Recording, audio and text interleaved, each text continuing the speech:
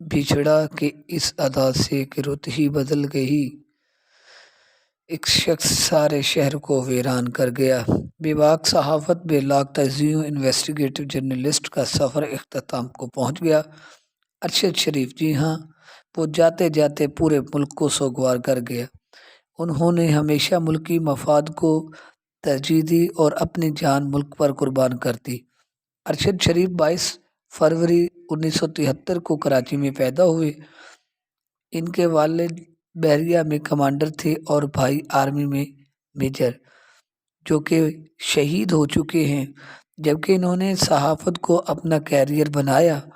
1999 سے 2022 تک کا سفر بہت گہری صحافت، بہت اچھے کردار کے ساتھ اپنے تجزیوں کو کرتے ملک میں بہت ہی ان کا تجزیوں کو پسند کیا جاتا تھا، کیونکہ انہوں نے ہمیشہ سچ کا ساتھ دیا۔